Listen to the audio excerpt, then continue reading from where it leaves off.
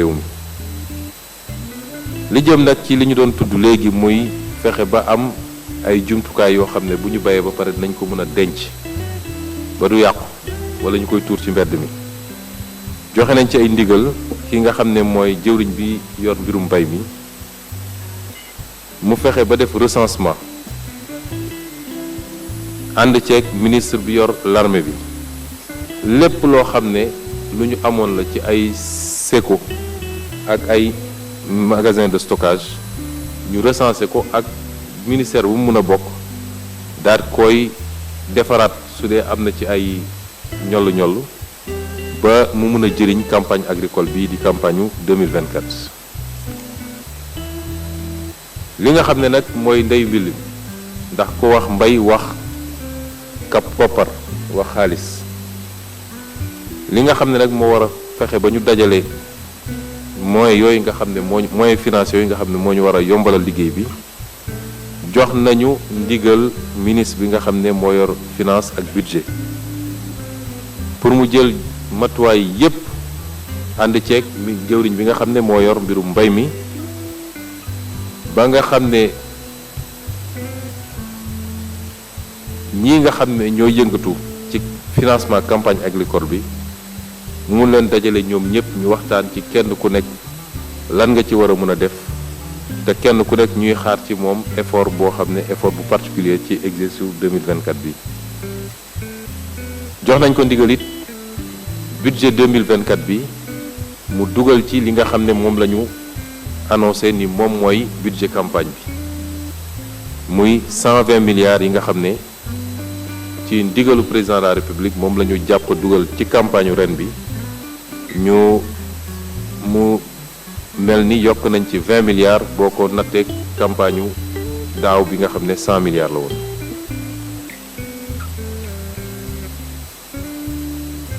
ñu jox ko ndigal it mu waxtaan ak li nga xam ne moom la ñu séq ak yeneen réew ci cadre UEMOA muy BCEAO pour que yi fi nit ñi soulever léeg-léeg jafe-jafe yi ñuy am ndax mbay mënuñu ko financer ci anam yu bokk yu niroog yeneen secteurs yi ni ñuy financer industrie ak ni ñuy financer secteur tertiaire mënul bokk ak mbay. ñu jox ko ndigal nag mu waxtaan ceeg li nga xam ne moom la ñu bokk muy suñu kilifa ci wàll boobu muy BCEAO ba ñu xool yan solution la ñu mën a am ba ñu yombal règle yi nga xam ne moom la ñuy financer mbay mi ànd ak nag yi nga xam ne moo nekk suñu programme ci politique foncière nu ñuy def ba baykat yi mun a moom seen suuf am ci titre foncier am ci bay ba war koo mën a tayle pour ñu lebal leen xaalis bu ñu liggéeyee. wax nañ ko it mu lënkaloo ak ministre bi nga xam ne moo yor lépp lu ñuy tuddee économie sociale et solidaire muy xeetu koom-koom boo xam ne la muy jublu du dajale ay bénéfices mais fexe ba li nit ñi di liggéey jëriñ leen balaa muy jëriñ keneen ak leneen. ñu ne ko mu ànd ak kooku ñu lënkaloo pour lépp lu jëm ci microfinance mooy ñi nga xam ne banque yu ndaw ndawaan yi di financer la petite économie waaye sax li ñuy tuddee la finance islamique nga xam ne am na ci ay possibilités yu rëy rëy am na ci ay xeetu produits yoo xam ne dañ koo jagleel mbay spécialement mu xool loolu nuñ koy ñoŋalee ba mun a ñëw yokk liggéey bi ñuy def gën a yombal financement bi parce que su financement amee rek yu bari mun na yomb. ci li jëm nag ci moyen logistique mooy jumtukaay yi ak nuñ koy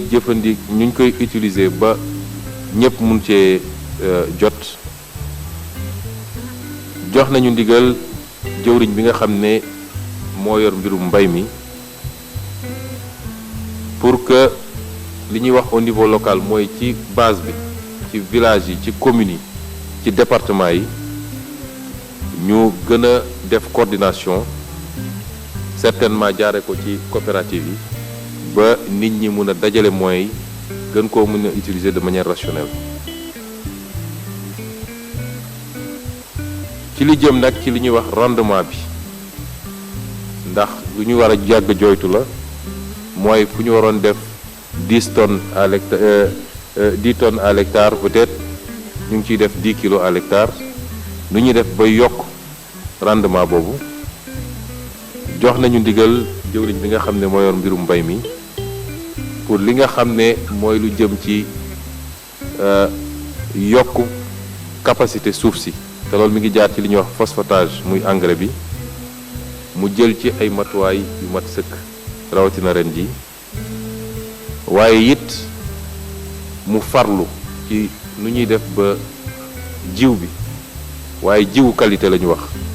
li ñuy wax semence certifiée nga xam ne Sénégal ñàkk nañ ko ay ati at ci gannaaw lu ñuy def ba reconstituer ko ci ni mu gën a gaawee te loolu mu war cee liggéey ak kuréel yi nga xam ne dañuy gëstu jëm ci loolu lu mel ni ISRA ñu daaneele nag ci li nga xam ne mooy lii ñu wax nii yëpp nag mu bañ a doon rek discours ak ay dossiers yoo xam ne ay rapports yoo xam ne dañ koy dugal ci tiroir moo tax ñu jox ndigal ministre secrétaire général du gouvernement nga xam ne moom mooy coordonner sous la supervision du premier ministre l'action du gouvernement mu saytu liñ fi wax yépp ci ay poñ te di ma ci defal rapport régulièrement ñu xam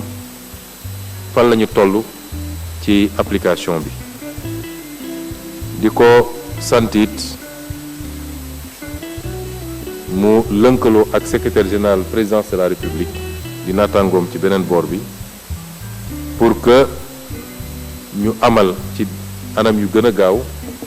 li nga xam ne mooy conseil supérieur d'orientation agro-sylvo-pastorale muy rendez-vous bu am solo ci wàllu mbay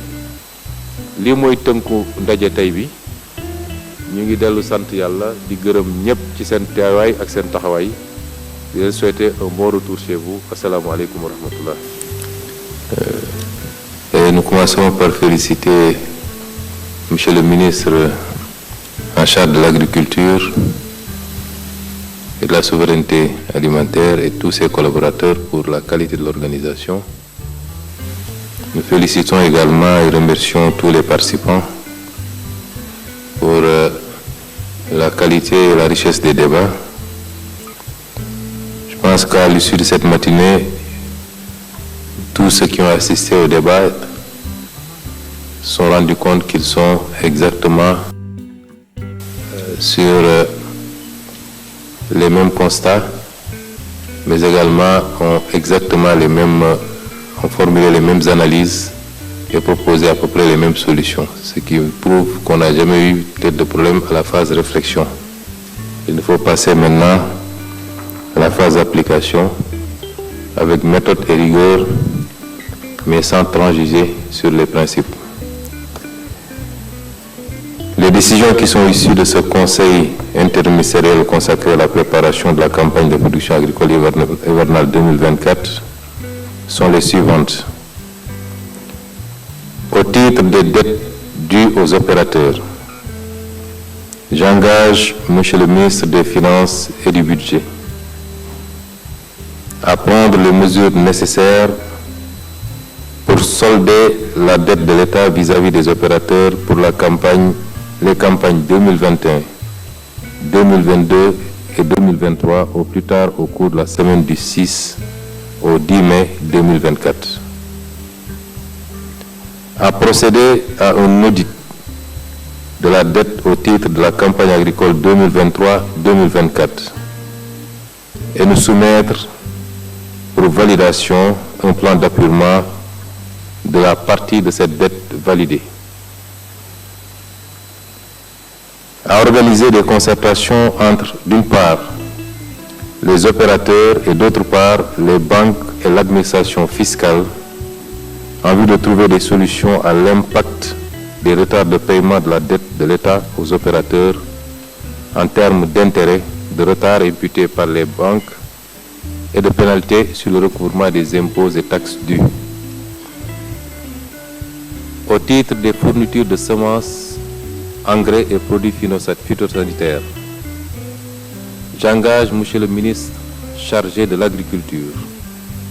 à prendre toutes les dispositions requises pour le démarrage effectif de la distribution des intrants en quantité et en qualité dans les plus brefs délais,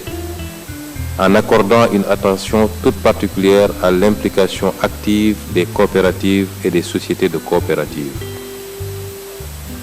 À veiller en relation avec le ministre des Finances et du Budget au respect des principes de transparence, d'intégrité, d'économie et d'efficacité dans l'octroi des agréments, en portant une attention particulière à la solvabilité des opérateurs. À renforcer, dans les délais requis, les capacités d'intervention de la direction de la protection des végétaux pour la protection des cultures et des récoltes, à accorder une attention particulière, là aussi, à la lutte contre les oiseaux granivores dans les zones de culture de riz. À assurer, en relation avec le secrétaire d'État aux coopératives et à l'encadrement paysan et le ministre des Forces armées, chacun en ce qui le concerne, la mise en place des intrants dans des conditions de stricte transparence auprès des réels ayants droit, en veillant à identifier et à sanctionner tout détournement d'objectifs. Un accent particulier devra être accordé par les services déconcentrés, DRDR et SDDR, au respect strict des critères de choix des groupes producteurs. En relation avec le ministre des Finances et du Budget, à mettre des moyens logistiques à la disposition des directions nationales et des services techniques déconcentrés et à veiller à la disponibilité sur l'ensemble du territoire national des plannings de distribution des intrants, semences et engrais auprès de chaque DRDR. En relation avec le ministre des Télécommunications et du Numérique, et dans le strict respect de la réglementation régissant la protection des données personnelles, à instaurer un identifiant appelé carte d'identité pour chaque producteur bénéficiaire de la subvention de l'État et pour chaque opérateur fournisseur d'intrants agricoles,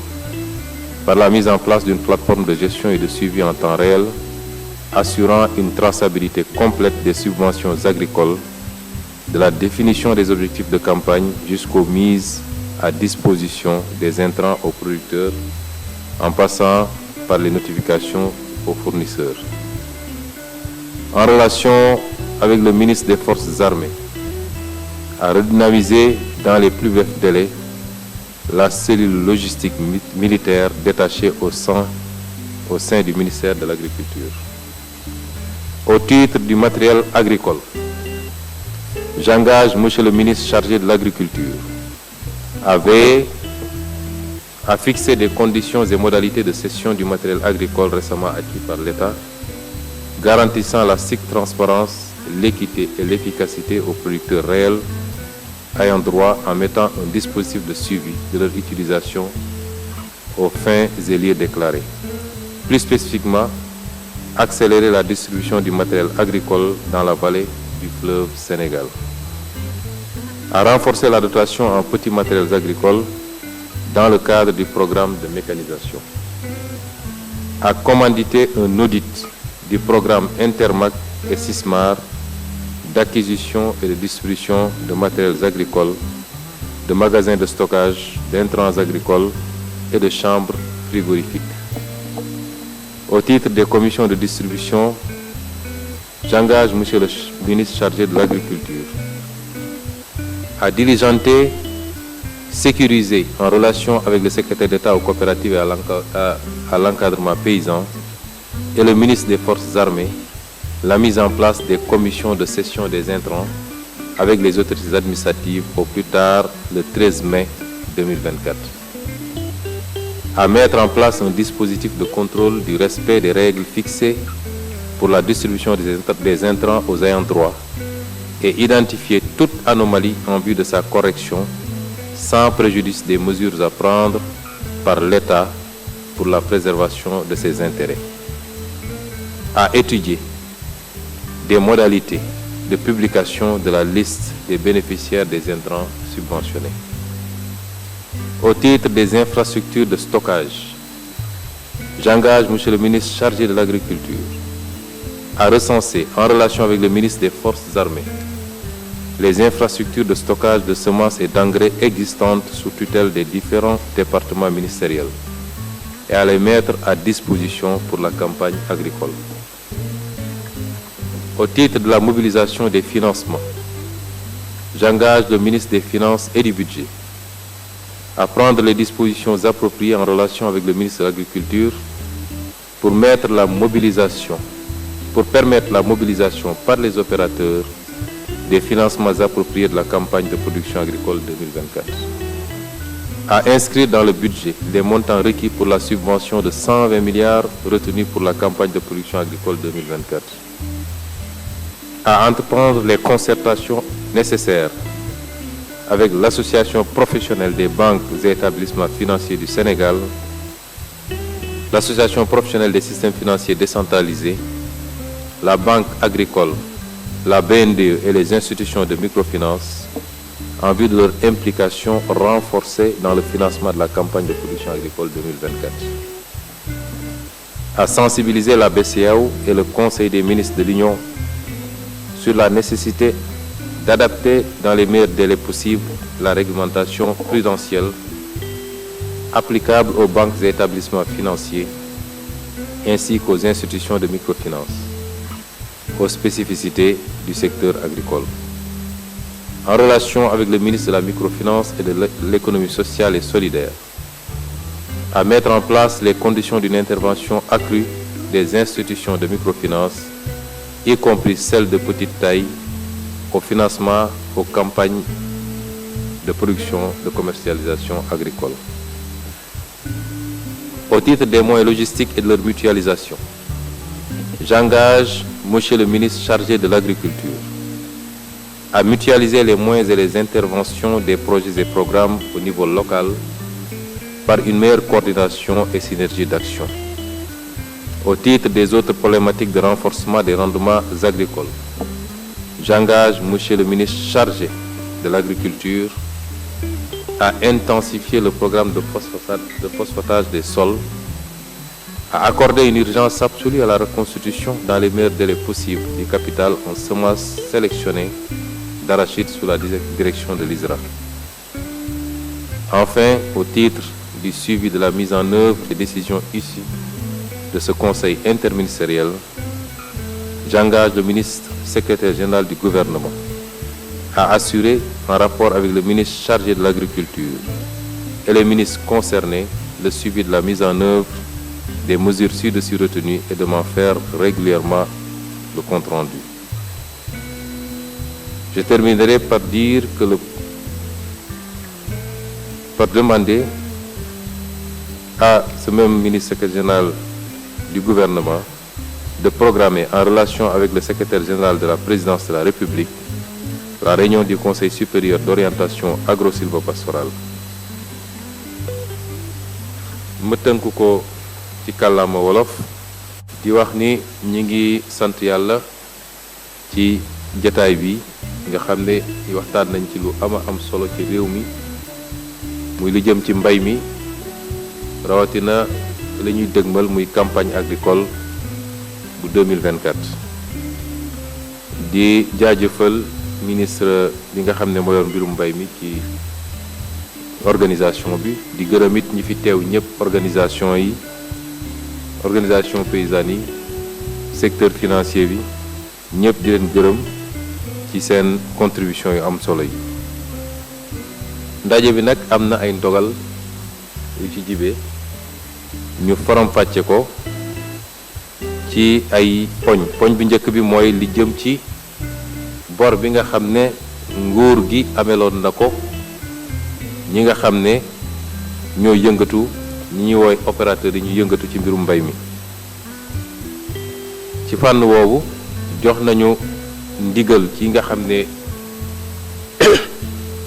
mooy ministre bi yor lépp lu jëm ci koom-koom wala kopparu réew mi ñu jox ko ndigal mu war a jël ay matuwaay bi ci njëkk mooy lenn ci bor boobu nga xam ne mi ngi concerné atum 2021 2022 ak 2023 mu fay ko gën saa gudd fileeg le 10 mai en tout cas ci semaine bii ñuy dublu semaine bi nga xam ne mooy daw le 6 mai ba le 10 mai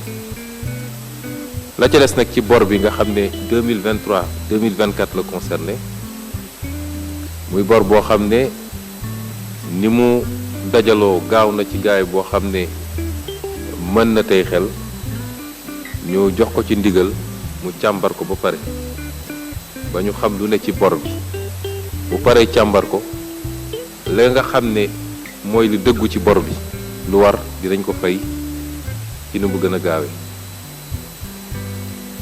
ñu sant ko it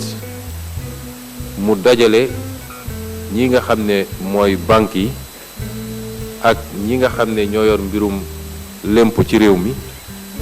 ñoo ñëpp mu dajale ñu waxtaan pour ut ay solution ci li nga xam ne opérateurs yi ñu ngi koy dund te dara tegu leen ko lu dul yéex bi nga xam ne état bi yéex na koo fay bor bi ba tax ñu tegal leen ci ay intérêt ñu war koo fay ci banque yi waaye it waa lempo teg leen ci ay daan ñu war koo fay it loolu jox nañ ko ci ndigal mu dajale leen ñu waxtaan ut ci ay solution nu mu gën a gaawee ci li jëm ci wàllu ji ak engrais jox nañ ndigal jëwriñ bi nga xam ne moo yor mbirum mbay mi mu jël ci ay matuwaay pour que ci ni mu gën a gaawe ñu séddale li nga xam ne mooy intrant yi muy jiw bi ak engrais bi ci séddale boobu it na ci jox gëdd gu am solo li nga xam ne mooy coopérative yi ak société de coopérative yi ñu jox ko ndigal it mu war cee lënkaloo ak jëwriñ bi nga xam ne moo yor mbirum finance ak budget ñu fexe ba ci nañ koy joxe nañ ko leeral ba lépp luñ ci joxe ñu xam ci ban base dañ ko joxe rawatina nag opérateur bu ñuy jox rek dañu xool ba mu leer ni opérateur bi am na ay mbagg yu dëgër booru mun a def liggéey bi nga xam ne moom la ñu xaare ci moom ñu wax ko it li nga xam ne mooy direction bi nga xam ne mooy aar lépp lu jëm ci gàncax gi muy direction protection des végétaux jox nañ ko ci ndigal pour mu liggéey ak ñoom ba ñu mën a jël ay matuwaay ci aar lépp lu jëm ci mbay mi rawatina nag ceeb bi nga xam ne léeg-léeg picc yi dañ ci xaw a am luñ ci yàq lu bëree bëri ñu jox ko ndigal it mu war cee ànd ak jëwriñ bi nga xam ne moo yor lépp lu jëm ci encadrement baykat yi ak ki nga xam ne moo yor l'armée bi mu ànd ak ñoom ñu am lu ñuy liggéey ci fexe ba ñi ñuy woowee ayants droit yi mooy ñi nga xam ne ñoo yelloo mbir mi ñu mën leen identifier ci loo xam ne du am lu ñuy laam-laame loolu nag nañ ci ànd ak service yi nga xam ne mooy service déconcentré yi ñu jox ndigal ba léegi mu war cee ànd ak ministre des finances ak du budget ñu fexe ba ñi nga xam ne ñoo nekk ci terrain bi ñoo leen di woowee service déconcentré yi ñu jox leen jumtukaay yi ñu soxla yépp ba mën a accompagner campagne agricole bi ci ni mu gën a rafete ba tey ci fànn boobu ñu jox ko ndigal mu war cee lënkaloo ak ki nga xam ne moo yor lépp lu jëm ci xarale télécommunication internet ak numérique bi liggéey ci gaaw a gaaw nu ñuy utiliser nu ñuy fexe ba jëfandikoo xarale yooyu ba mën a ràññeetle ñi nga xam ne ñooy yëngatu ci mbir mi ak ñi nga xam ne ñoom la ñuy jox subvention yi moo xam ci intrant jiw wala engrais wala sax matériel agricole ñu wax ko it mu lënkaloo ak ki nga xam ne mooy jëwriñ bi yor l'armée bi pour loolu nga xam ne da daan am bu njëkk ba muy benn bànqaas boo xam ne ñu ngi ko doon woowee cellule logistique militaire te mu daan nekk ministère de l'agriculture ñu dekkil ko dundalaat ko ndax liggéey bi mu doon def ci wàll wi am na ci solo ñu jox ko ndigal it moom jëwriñ bi nga xam ne mooy yor li nga xam ne moo jëm ci mbay mi mu fexe ba matériel agricole bi nga xam ne la ca Sénégal def bëri na waaye ñaare gisuñu jeexital bi ñu fexe ba am ay charte yu ñuy teg ba képp kuñ koy jox rek mu leer ni ku ko yelloo la ku ko war a am la rawatina nag mu gën a gaawal séddale matériel agricole boobu fële ci vallée du fleuve Sénégal nga xam ne potentiel bi fa am ci wàllu mbayum ceeb ba ci wàllu maraîchage potentiel bu am solo la ñu wax ko tamit ni am na ay programme yu fi am programme yooyu ay milliards et milliards dugg na ci ñu waroon ci def loo xam ne dafa jëm ci jënd matériel agricole ak def ay magasin de stockage ndax mbayum Sénégal bokk na ci li ñu gën a sonal mooy stockage amuñu capacité stockage liy yàqu ci mbay mi bëri na ak li nga xam ne ci wàllu ay chambre froide la ba léegi day dugg ci stockage bi muy programme Intermac ak Sismar jox nañ ko ci ndigal ñu def li ñuy wax audit ci tubaab mooy ñu saytu ko ba xam mbir mi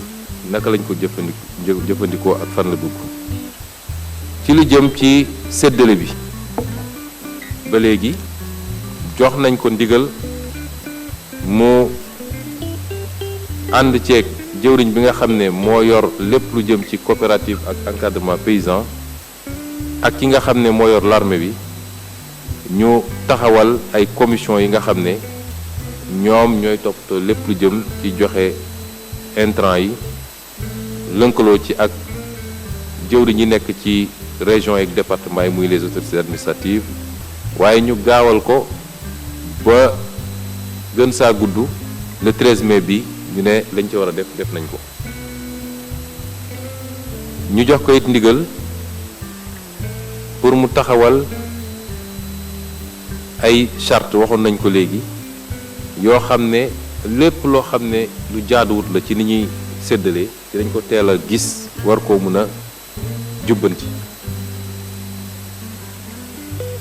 ñu wax ko it mu xool ay pexe yoo xam ne ñi nga xam ne dañ leen di jox subvention yi ñu mën koo def ci ay liste yooyu ñu xamal ko Sénégalais yépp ba kenn ku nekk xam ni fi mbir mi war a dem fa la dem ñi ko war a jox yépp jox nañ leen ko te amul kenn koo xam ne yellawul ko te jox nañ la ko bu ko defee subvention bi dina yegg ci baykat bi waaye du doon loo xam ne day nekk ci yeneen loxo ay nit di ko récupérer di ko jaayaat wala di ko génne réew mi li jëm nag ci li ñu doon tudd léegi muy fexe ba am ay jumtukaay yoo xam ne bu ñu bayee ba pare nañ ko mën a denc ba du yàqu wala ñu koy tuur ci mbedd mi joxe nañ ci ay ndigal ki nga xam ne mooy jëwriñ bi yor mbirum mbay mi mu fexe ba def recensement ànd ceeg ministre bi yor l'armée bi lépp loo xam ne lu ñu amoon la ci ay séco ak ay magasin de stockage ñu recensé ko ak ministère bu mu mën a bokk daal koy defaraat su dee am na ci ay ñollu ba mu mën a jëriñ campagne agricole bii di campagne 2024 li nga xam ne nag mooy ndey willi ndax ko wax mbay wax kap poppar wax xaalis li nga xam ne nag moo war a fexe ba ñu dajale moyens yooyu nga xam ne moyens financiers yooyu nga xam ne moo ñu war a yombalal liggéey bi jox nañu ndigal ministre bi nga xam ne moo yor finance ak budget pour mu jël matuwaay yépp ànd ceeg mi jëwriñ bi nga xam ne moo yor mbirum mbay mi ba nga xam ne ñii nga xam ne ñoo yëngatu ci financement campagne agricole bi mu mun leen dajale ñoom ñëpp ñu waxtaan ci kenn ku nekk lan nga ci war a mën a def te kenn ku nekk ñuy xaar ci moom effort boo xam ne effort bu particulier ci exercice 2024 bi jox nañ ko ndigal it budget 2024 bi mu dugal ci li nga xam ne moom la ñu annoncé ni moom mooy budget campagne bi muy 120 milliards yi nga xam ne ci ndigalu président de la république moom la ñu jàpp dugal ci campagne ren bi mu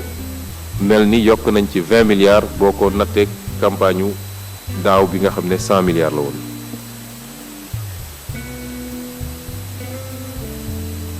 ñu jox ko ndigal it mu waxtaan ak li nga xam ne moom la ñu séq ak yeneen réew ci cadre UEMOA muy BCEAO pour que yi fi nit ñi soulever léeg-léeg jafe-jafe yi ñuy am ndax mbay mënuñu ko financer ci anam yu bokk yu niroog yeneen secteurs yi ni ñuy financer industrie ak ni ñuy financer secteur tertiaire mënul bokk ak mbay ñu jox ko ndigal nag mu waxtaan ceeg li nga xam ne moom la ñu bokk muy suñu kilifa ci wàll boobu muy BCEAO ba ñu xool yan solution la ñu mën a am ba ñu yombal règle yi nga xam ne moom la ñuy financer mbay mi ànd ak nag li nga xam ne moo nekk suñu programme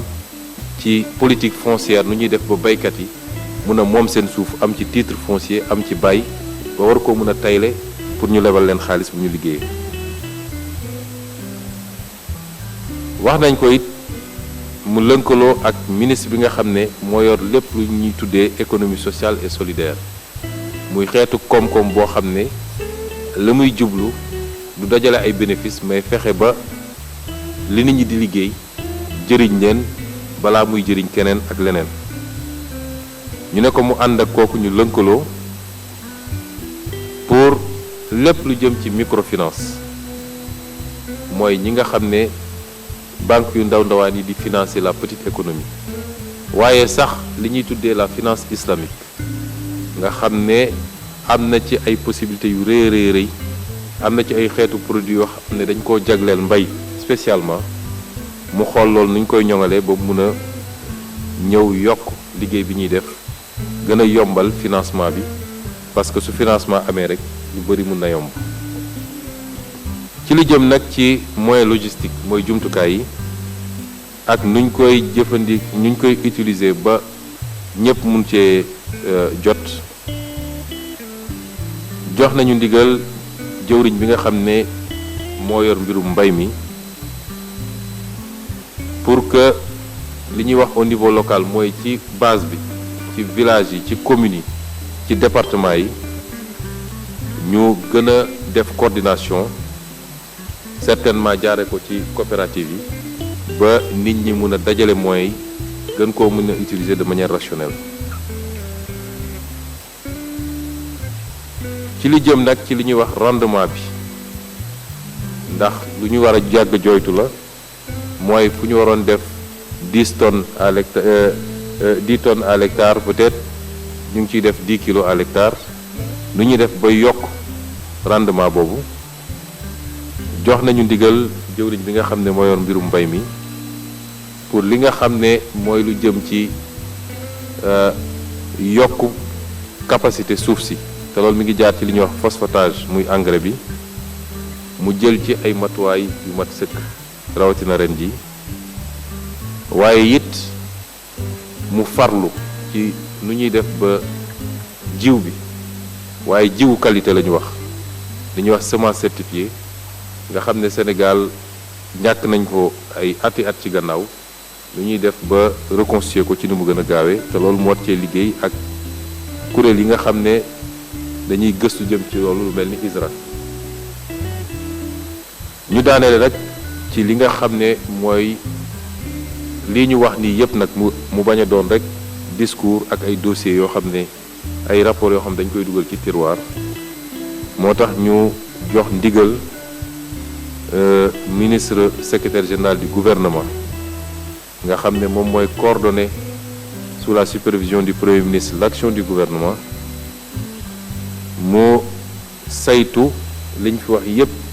ci ay poñ te di ma ci defal rapport régulièrement ñu xam fan la ñu toll ci application bi di ko sant it mu lënkaloo ak secrétaire général présidence de la République di naataangoom ci beneen boor bi pour que ñu amal ci anam yu gën a gaaw li nga xam ne mooy conseil supérieur d'orientation agro-sylvo-pastorale muy rendez-vous bu am solo ci wàllu mbay. lii mooy tënku ndaje tey bi ñu ngi dellu sant yàlla di gërëm ñëpp ci seen teewaay ak seen taxawaay di leen souhaiter un bon retour chez vous. Asalaamaaleykum wa rahmatulah.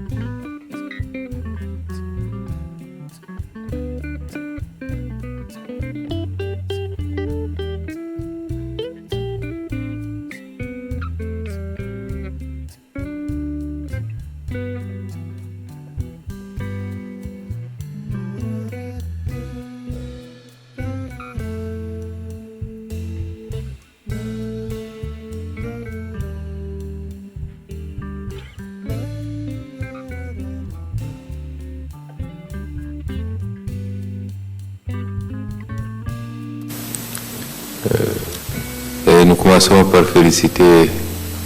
Monsieur le ministre en charge de l'agriculture et de la souveraineté alimentaire et tous ses collaborateurs pour la qualité de l'organisation. Nous félicitons également et remercions tous les participants pour la qualité et la richesse des débats. Je pense qu'à l'issue de cette matinée, tous ceux qui ont assisté au débat se sont rendus compte qu'ils sont exactement sur les mêmes constats, mais également ont formulé les mêmes analyses et proposé à peu près les mêmes